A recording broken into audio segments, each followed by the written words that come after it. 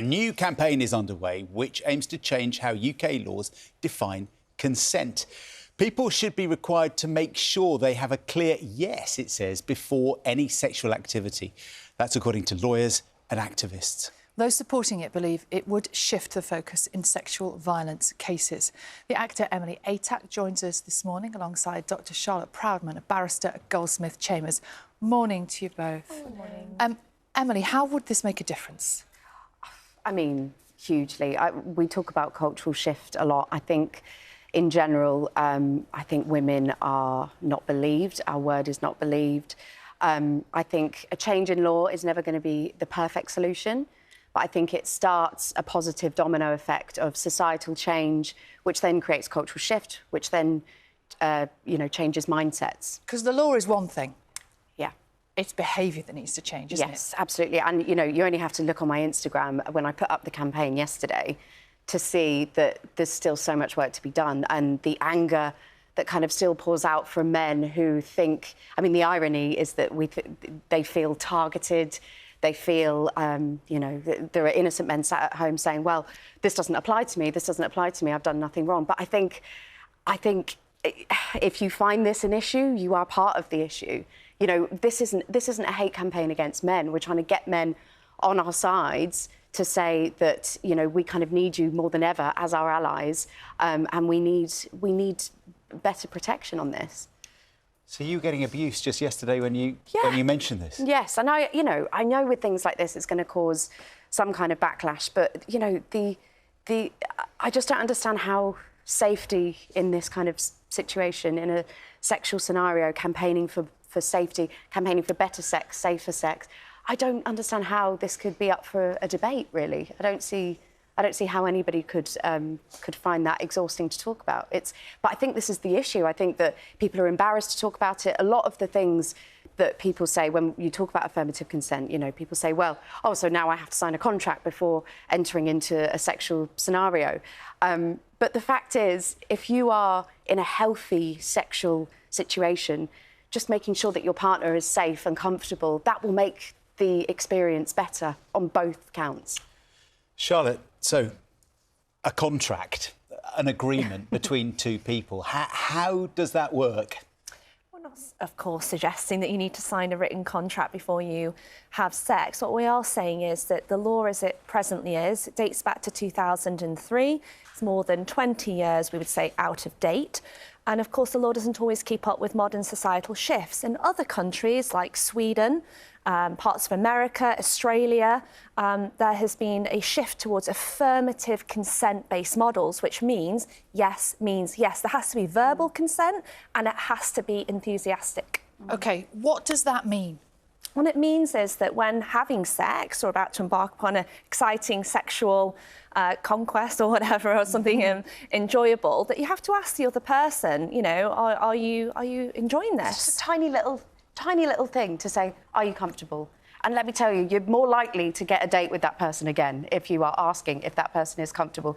I think good sex, it thrives on communication, and that's what this law would bring in. It would bring a solid sense of communication so that both parties can walk away happily. But does that conversation need to start a long time before that moment?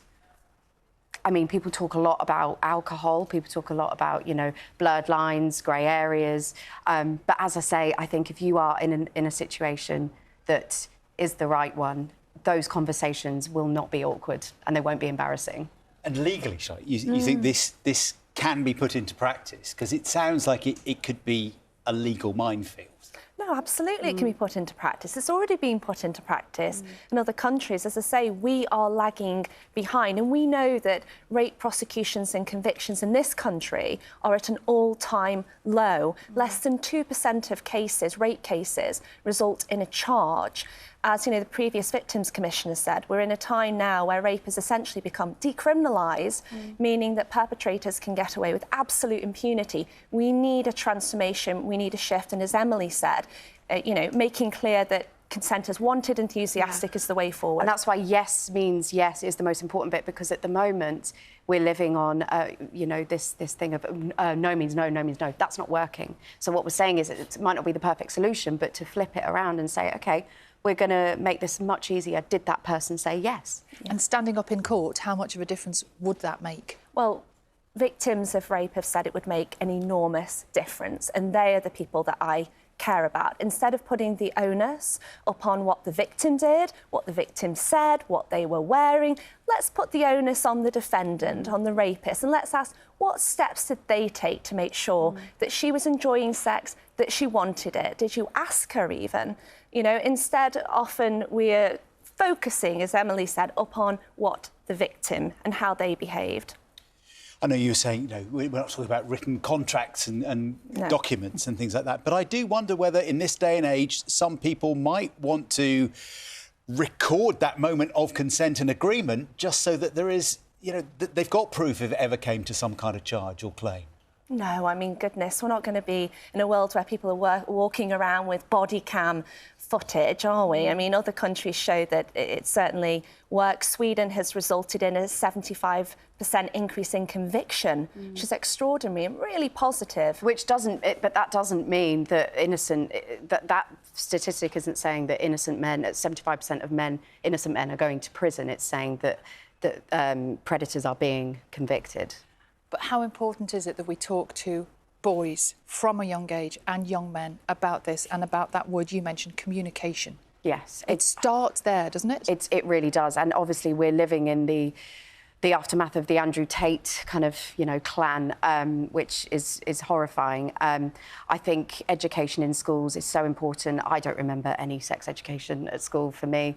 You know, I think that as a nation, we are very repressed and we're embarrassed and shy about these kinds of things.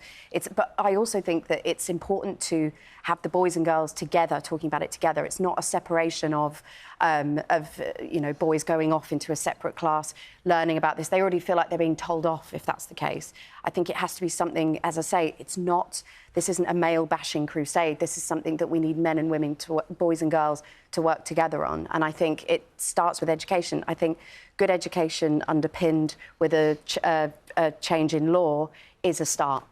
Before we let you go, we have to say how you're feeling. You are 6 months pregnant. I'm 6 months, and I wasn't going to say this. I wasn't going to say this, but I am going to say it. I'm having a boy. Yes! And I'm having a boy. Congratulations! And so I want him to be a part of a really positive change, and I want him to grow up knowing that he can talk about these things openly and enjoy his life. And yeah, I want him to be on the right side of history. Do you feel like it's moving the right way? Not the pregnancy. Yeah. But I hope so. Society. Some days I have hope. Some days the futility of it feels kind of draining. But I think if we keep having these conversations, we need people to sign this petition. As I say, it's not the perfect solution, but it's a really good start, and it will create a societal norm that this stuff is being talked about, and people won't be so embarrassed to talk about them. Well, thank you so much for coming in and talking to us. And Emily, congratulations. Thank you. Being a boy mum is great. Thanks. He needs a croissant now. We all need a croissant. Croissant for Atack. That's Thank great. you. Thank you so much. I feel like we should have had one of those gender reveal cakes or I something. know. Or Little some balloons pop or of the fireworks. We'll do that later. Yeah. Thank you. Thank you. Thank you.